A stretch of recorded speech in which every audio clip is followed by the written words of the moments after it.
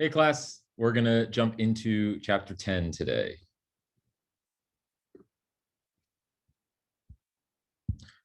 So again, we did the consultation in chapter 9, and now we're gonna look at fitness assessment. And I know I used that term a little bit during the chapter 9 lecture, but again, now we're gonna kind of go into the specifics of that assessment. So you've done your consultation, now we're assessing kind of where they're at or where they wanna be. And we'll go decent amount of definitions. I'll try to highlight what I think are the most important points, but obviously know this chapter pretty well because this is that client interaction component. So what's the purpose? To gather baseline data, right? If you don't know where you're starting, you can't really reassess because you don't know how much gain or loss you've had, depending on whatever you're looking at, right? So for future comparisons, it also helps identify strengths and weaknesses, right? They might have incredible flexibility, but improper mobility, or really great power, but very low aerobic performance, things like that.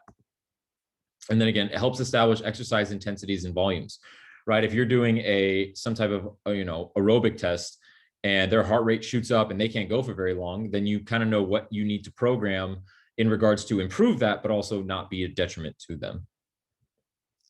Clarifies their short and long-term goals, or helps clarify them depending on what the client wants. They said they wanted to get here. Well, here's your baseline, sir, ma'am. It may take longer to get there. You may get there faster than what you think. Again, just creating that concept.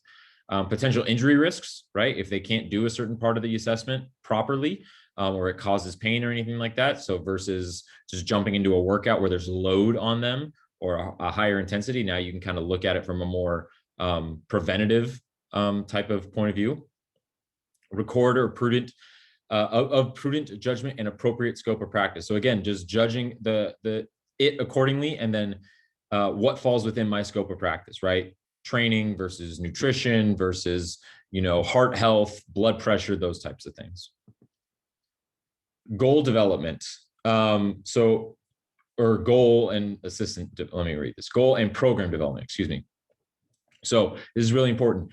Choose specific tests congruent with clients' goals or preferred modes of exercise. Okay. Well, essentially what that means is test what you're going to retest. Okay. Because you want to be efficient with your time. One, you don't know how long you're going to have your client or your athlete or whoever it is. Let's just say you have a client who wants to, and I guess this is more personal because I had someone similar, who wanted to improve their speed. They were a sprinter, a high school athlete. They wanted to improve their speed. Well, what tests would I do that I could retest later to show that their speed has improved, right? That would be the main idea behind that. If I do a max push-up test, right, that might not be, even if they get better, that's not something that necessarily is going to translate to the goals that the client is looking for, right? Now, upper body strength might help with sprint speed, and you'd have to be able to explain that and reveal that. But does that kind of make sense, where you want to test exactly what you're going to retest, right? So if someone wants to lose 50 pounds, right, then the assessment on this would be getting that initial weight. If you don't get that initial weight, then you can't retest because you don't know what the initial test was. So you actually don't know how much was lost or gained, right? So test what you're going to retest, and that really helps shrink down your assessments, where you don't need to do a whole litany of tests. You just go, okay, what tests are going to do weight loss? What's you're going to do, body size? What's going to do body fat percentage? What's going to be, your aerobic performance, your anaerobic, your power, whatever, depending on the client's goals, that's what you would test for. Different types of assessments. So some definitions here. If you've been in education, you might have heard these before. So you have formative and then you have summative. So formative, it is a formal assessment. There is a specified test protocol to it. Or it can be what's called subjective observations by the personal trainer. For example, if the goal of a client is to increase their upper body strength, right? And you write out your program and you're working with them for 4 weeks, right? And you do dumbbell bench press the first day, or the first week of workouts, and then they get reintroduced during the 4th week of workouts. And you notice that the first week they started with 10 pounds and it was very difficult in each hand. And then you get to the 4th week and they're doing 25 pounds in each hand, and it's the same level of difficulty. Then from subjectively, you're observing that they have improved by 15 pounds of muscle strength in their upper body. Okay, so that's the more subjective one. Or, they're running faster on the treadmill, or they can go harder in a workout because, they could only do 3 exercises the first session, and then they felt like they were going to pass out, and now they're doing 6 or 7 exercises. Okay, things like that. Again, initially these take place before the program begins, and then you kind of test periodically throughout.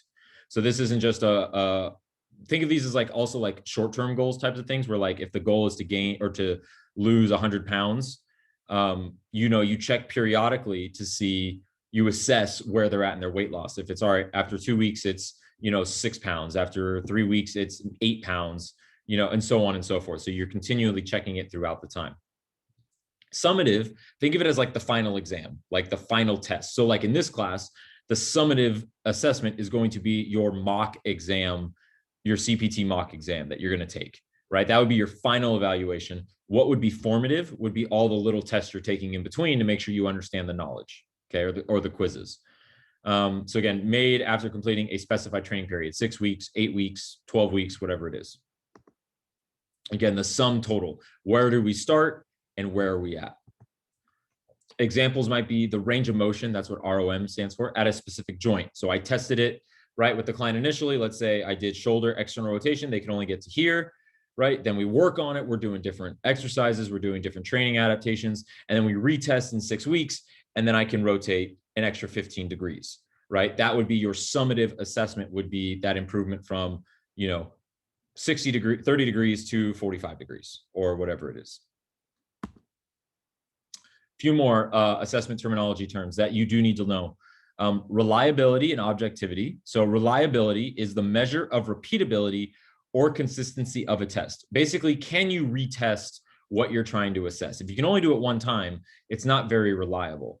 So you want to have, it's called the test retest method, right? So if you're going to test max dumbbell bench press, right? Can I retest that later? Hopefully the answer is yes, right? If you test, let's say you have a client coming to visit you and they can only visit you once and then they're going home. Let's say they traveled, and you test dumbbell bench press, but then where they're going, they don't have access to a bench.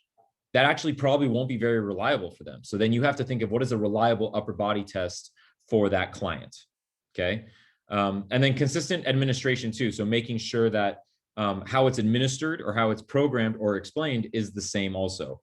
So if I do it the first time and I explain the method and everything, and then, a week or 2 later, someone completely different on my staff, they go and give the test, but they don't give the same instructions, or they miss a few steps, that could throw off that reliability. So you want to make sure that you have a sound system of implementing these assessments. Objective tests are those that can be performed by multiple people and consistently get the same result, right? It's not specifically only for this individual. And then if Bob tried it, Bob couldn't do it, or he wouldn't be able to. It only fits, Cindy's or whatever it is. So objective, the more people you can bring into it, the more objective, the more data you have, the more supportive that it is. And then there's validity. So reliability and validity are different. Validity indicates a test measures what it's supposed to measure, right? So a 1 rep max measures muscular strength, right? If I was trying to test muscular strength, I wouldn't do max repetitions up to 50 reps, right? If you can do 50 push-ups, that doesn't tell me what your max strength is. It tells me you can do 50 push-ups. But a 1 rep bench press, where you can only complete 1 repetition without someone helping you or you missing the lift, is going to show me what your maximum weight you can move is. Okay, so making sure something is reliable. Can I test it over and over again? And then is it valid? Is it actually testing what I want it to measure? Another one would be something like, if I want to test lower body power, okay, what could be a good lower body power assessment that is reliable and valid?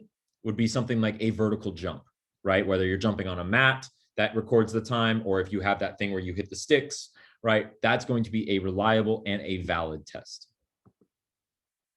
What are some things that can affect reliability and validity though? So client factors, so their health status and their functional capacity, right? If, it might be able to retest and test and retest over and over again, but valid, is it testing what it needs to test? Depends on, can the client get there? Are they healthy enough to get to, 80% of their max heart rate or something like that? What is their age? Does their age affect anything? Is the test only valid between the ages of, 6 to 18, right? Once you get into adults, does it change? Is it different for guys versus girls, right? Changing those things. And then pre-training, do they have a bunch of training experience, right? Have they done a vertical jump before, or have they never done a vertical? Have they not jumped in 20 years? So is that going to change? And then how much greater of an impact is that going to have? If you have zero training age, we talked about this with strength training, you're going to get greater results at the beginning, and then it's going to get harder. So you might have a huge change initially, right? But then it starts to kind of taper off after that. Personal trainer factors. What's your experience with the testing protocols, right? If you've never done them before, right? And then you're kind of reading from the rule book or the directions, but you haven't seen it or you haven't modeled it, right? That can throw some reliability and validity off. Even if the test on paper is reliable and valid, you might actually kind of mess it up or just alter the results of that a little bit. And then equipment, right? If you're using equipment, the calibration, you might, the accuracy of it might be off. The cycle, if you're using like an indoor cycle, right? The timer might be off, or the amount of watts that are being produced might be skewed and it needs to be recalibrated. Treadmills, right? Treadmills, you might think, wow, I just ran a 4-minute mile on the treadmill, but in reality, it was half a mile, right? But it looks like a mile on the treadmill. So there's a calibration error in those things. So just being aware of those. Skin fold calipers, right? If they don't have the numbers there, or the markings are missing, or things like that. Metronomes, again, timer could be off. You might have a different BPM if you're doing like a beep test or something like that. So again, just there's different types of factors that can affect your assessment. It's not just them, it's not just you, and it's not just the equipment. It could be a combination of all these things. Then there's also environmental factors, right? If you test and it's really hot and humid, right? Someone testing in Florida might do something different than testing in California. Altitude, someone in Colorado running a mile is going to have a different effect than someone running a mile at the beach. Air pollution, right? Middle of the city versus out in nature might have an effect. Test setting as well. So again, you have all of these different factors and you want to limit the variability in it. So for example, temperature. So if you test them, let's say you're doing an outdoor test, a mile maybe, and you're meeting on the track at 6 a.m. Because it's going to get hot in the afternoon. When you retest, let's say the mile is what they wanted to improve, you wouldn't want to retest it a month later at noon in July, right? Because it's going to be hotter, right? So it might throw off some of those factors. You want to try to be, okay, we're going to retest at 6 a.m., in 4 weeks. Try to keep the temperature. Again, you can't control the Earth's temperature, but the timing of it and things like that.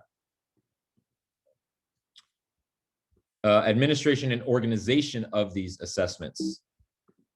So conducting pre-assessment screening and review safety considerations, right? So pre-assessment, again, the screenings that we talked about, the consultations, you review the safety things. Hey, if you're going to try to do box jumps, for example, to test your vertical jump or your power, there is a risk that you might clip the box, you might fall forward, you might fall off, you might have to jump on and jump off, right? Just understanding that they know what they're getting into.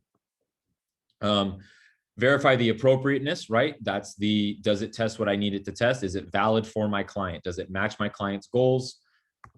Select facilities and verify accuracy. Again, at the park, or we're going to do it on this track, right? If it's a high school track or a college track, hopefully it is like the right size. But if you go to, maybe a middle school, because that's closer for you, that track might not be 400 meters, right? So you have to be aware of the accuracy of what you're trying to use. And again, the protocols, if they're going to be different. Now, again, you probably got these from like a doctor. Like if you're doing a blood test, sometimes they'll tell you to fast or, only drink water, don't drink coffee, things like that. Same thing for these protocols, right? Whatever you want to establish. And there's some research, depending on the test, on how they establish the protocols, different researchers and studies. But again, how much rest? Hey, sleep 8 to 9 hours before your assessment. Have your last meal, by 6 o'clock the night before. Make sure you're drinking, a liter of water. Wear athletic attire, those types of things. Again, you need to have those protocols established so someone doesn't show up in jeans, drinking no water, hasn't eaten for 3 days, and then got 2 hours of sleep the night before. That's going to affect your assessment. And then prepare a record keeping system, whether that's on your phone, old school on notebook paper, whatever program you have some type of record keeping system. There's no point to assess, not document it, and then you have no idea what the improvement was as we went. Testing implementation, okay? This, at least when I took it, this was a question on the exam. So understanding the order of events does matter, okay? So for general fitness, this is how you would, if you had a bunch of tests, right? Let's say 5 assessments. These are the order you would go in. So resting. What assessments can I do when the individual is at rest for the most part? What is non-fatiguing? Okay, so what doesn't tire them out? Then you're going to go to muscular strength. Okay, so that'd be like, how much force can I produce? Local muscular endurance. So that might be a single joint or a single muscle going for as long as it can until it fails. And then you have sub-max aerobic capacity. So you're not at 100%, maybe you're at 85% of their aerobic capacity test. Okay, so you're really pushing the limits of their aerobic system. Athletic performance, you just add in a few bit more because of the necessity of athletics or sports, right? So you still have resting first, non-fatiguing, then maybe an agility drill. An agility drill, for example, would be something like the shuttle. If you've seen that, that's the 5-10-5 drill where they start in the middle, go 5 yards, run across 10 yards, and then finish back in the middle at 5 yards, right? That'd be change of direction, would be one. So you would do that before you go into maximum power and strength. Maximum power might be like a power clean, right? Or a hang clean. And then strength would be maybe your 2 RM or 1 RM squat. And RM stands for repetition max. Then sprinting, okay? So 40-yard dash, 50-yard dash, 100 meters. That would be your sprint. Then you go to local muscular endurance. So that'd be, again, single joint up until failure, anaerobic capacity, and then your max or sub-max aerobic capacity. So really what this means is you have an athlete come in and, they want to improve, their lower body power and their agility. Okay. And I'm going through now, again, what is also going to affect their lower body power and their agility? It's going to be their weight. It's going to be their body fat percentage. It's going to be those types of things. So you can still assess those things. Don't jump straight to agility and max power. And only focus on those, right? Resting, I can check their weight. I can measure their body fat percentage, maybe even some flexibility tests, right? Is their hamstring flexible enough to go through a full range of motion? And then I would go into, agility, some type of agility drill, whether it's the 5-10-5, the L drill, something I create, whatever it is. I wouldn't go power clean, right? Or power movement, test their squat. So now they're neurologically taxed, and then go have them do agility drills. Because agility is short bursts, which is they're going to mess up. It's going to challenge or throw off the assessment potentially. Okay. So you want to go through this order, right? And find where your assessments are based off of the individual's goals, right? Same thing with general fitness. So just being aware of that. When you review the results, so you've done all your assessments and now you're reviewing it. So you have 2 kind of standards, and hopefully this doesn't seem too intense. I'll try to explain it as best I can. So you have norm reference standards. Norm, think normal or normalcy. So you're comparing the performance of an individual against the performance of others in a like category. So we've heard these before, percentile values. If you have a child or you've heard, or your friends have children or anything like that, and we talk about like when they do their checkups and it talks about like their body size, their height, it's like, oh, my son's in the 85th percentile, right? So at babies at, whatever it is, 4 months, right? He is in the 85th percentile, okay? Versus a very small baby might be in the 2% percentile. So 98% are taller than that baby. So in a like category, in this case, age of child, and you can even go to male or female or whatever it is. So that'd be norm reference. You're referencing others in a similar category. And then just a note, just be cautious of using this with unfit individuals who may not score high, right? If you already know someone who might be heavily overweight, has no aerobic capacity, right? Let's say that it's hard for them to walk upstairs, right? And then you put them on a bike to test their aerobic capacity. Their aerobic capacity is probably already at the bottom of that norm reference, right? The 1%, the 0.5%, whatever it is. So just be careful either sharing that with them. You can still collect your data, but just knowing that that's going to be a factor to consider. Then you have criterion reference. So now it's a little different. Now it's almost like a standard. So kind of across the board, right? Think of it as like pass, no pass in a class, right? Pass, no pass, like in this class, for example, it's 80%. So at 80%, right? Anything above that is a pass. You can get 100, you can get 80.1. That is a pass, right? Anything less than 80 is a no pass. So there's a standard there. So we're thinking about it from a health standard, okay? So the lowest performance that allows an individual to maintain good health. So basically it's the floor, so to speak, right? So waist circumference. 30 is the number for obesity, right? Or the obesity score, excuse me. So 30 would be, or 29.9 would be your lowest standard to stay out of obesity, right? You can have a BMI of 14, which would be great, or 11. That's farther away from that floor, but technically 29.9 would keep you out of obesity, right, as we go through that, or blood pressure or whatever it is. So do you meet the criteria? Sure. Can we improve it? Yes. Or did you not meet the criteria, right? You're greater than that number, therefore obese in this example. What can we do, or how do we need to change that to get you on the other side of that criteria? So hopefully that makes sense between those two. Reassessments, right? This is the big part, the retest. Schedule post-test consistent with the time frame of the client's goals. So if you have the client for a month, so 4 weeks, don't reassess, don't set it up for an 8-week assessment because you may not be with them, right? Then there's nothing to look at in those 4 weeks. So you go, okay, in 4 weeks, you know, and that might adjust their goals. Let's say they're like, hey, I want to gain 50 pounds of muscle in 4 weeks. It's like, well, that's probably not going to happen. But maybe we can gain, 8 pounds in 4 weeks. And so now you can test their body fat and their weight and then reassess it in 4 weeks. Okay. Schedule that summative evaluation just after completion of post-testing, right? So you have that so you post-test and then you look at your evaluation. And then in the in-between, initial and intermediate assessments. Again, this is your formative assessments. Anecdotal records, right? Hey, I just see you're just like, you're exercising longer, or you have more energy and things like that. You're looking at exercise logs. Use those as your formative evaluation. So again, summative and formative assessments are important.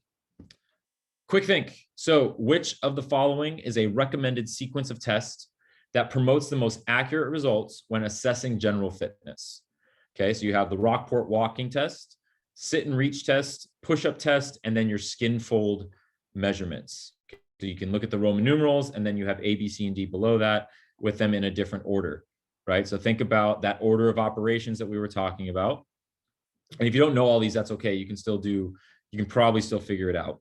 Think about what kind of would be at the top of that assessment, what would be at the last thing you'd want to do. Okay, and you can kind of look at them. I'll give a second. Or you can pause this, I guess, if you'd like to. Okay, so again, you want to do non-fatiguing or at rest first. And at rest is going to be your skin fold measurements, right? So that's assessing body fat percentage. So number 4 should be first. Okay, so that gets A out of the way and C out of the way. So we're left with B and D. Okay, then you're left with the Rockport walking test, sit and reach, and the push-up test. Sit and reach is testing your hamstring flexibility. And so that would be a non-fatiguing exercise. So that would be your next one. So you'd go Roman numeral number 2. So that's going to get you only to D. And then we're going to know number 3 is your push-up test. So again, strength potentially. Or even if you're really good at push-ups, it could be in a local muscular endurance, right? And then you have your last one, which is your Rockport walking, which is going to be an aerobic test, right? So you're going to be taxing the system a little bit more. So those are the types of questions you may see on exercise order when you're assessing. And it's going to be similar, and it's almost going to be the inverse when we go into programming, which we'll get to in a week or two. But just now, assessment, you want to start non-fatiguing and then work into the fatiguing. And I think that's it. So that's it for chapter 10. Hopefully that all made sense and you're doing well on the quizzes and anything like that. And I'll talk to you guys soon. See you later.